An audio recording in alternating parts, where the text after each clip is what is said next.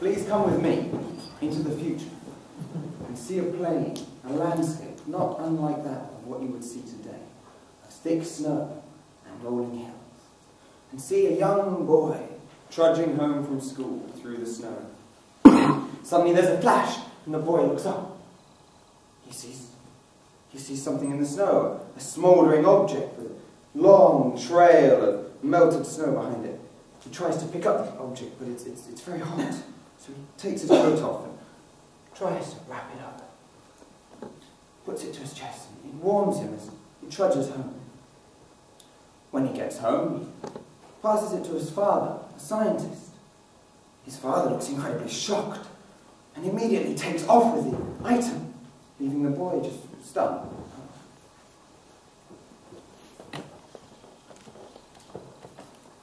In the laboratory maze of Area 52, in the secret science unit where the father works, 10 scientists gather around the object.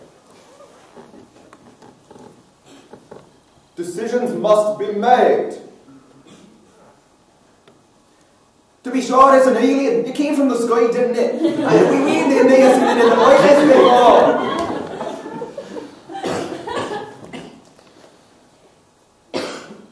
Well, if it's an alien, it'd be dangerous, right? It could want to kill us. Why don't we take it apart? See what's inside!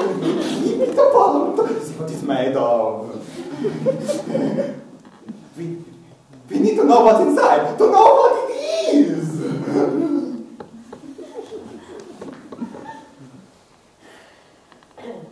We cannot damage it or take it apart. That would ruin the sample.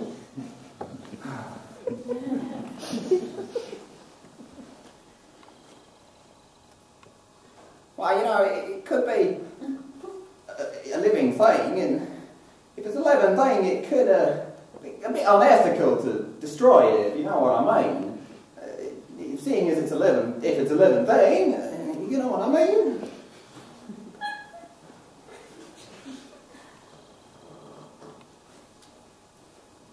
I have an idea.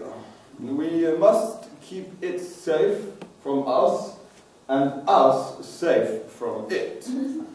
So I suggest we build a large glass cabinet, like a small room, that will cover the object in the middle of the laboratory maze.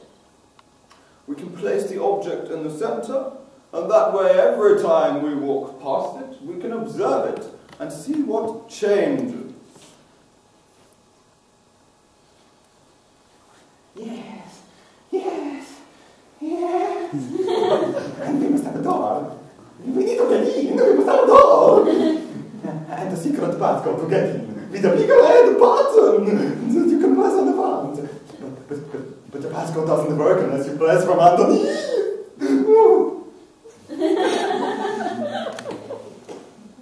And so that's what the scientists did. They created a large glass cabinet, like a small room with a door, in the middle of their laboratory. And many scientists passed by, peered in, and saw and looked, but never saw any change in the object. A generation passed, and a scientist one day had to bring in his 6-year-old son, for domestic reasons, as sometimes happens. He placed his son in his office and gave him a load of toys to play with, and went off to do his work. The young boy, though, got bored with his toys and decided he wanted to go off and explore and see what this place had. He liked nooks and crannies and fiddling with little things, and went off exploring. None of the scientists noticed him, though, because he was so small and they were all so busy. Anyway, eventually, he came up to this large glass cabinet. He walked up and he peered in, and he saw there a toy he wanted to play with. So he kept going around the cabinet until he saw a button. He pressed the button. He kept pressing the button. He kept poking the damn button. And then, to his delight, a door opened in front of him. And he walked in.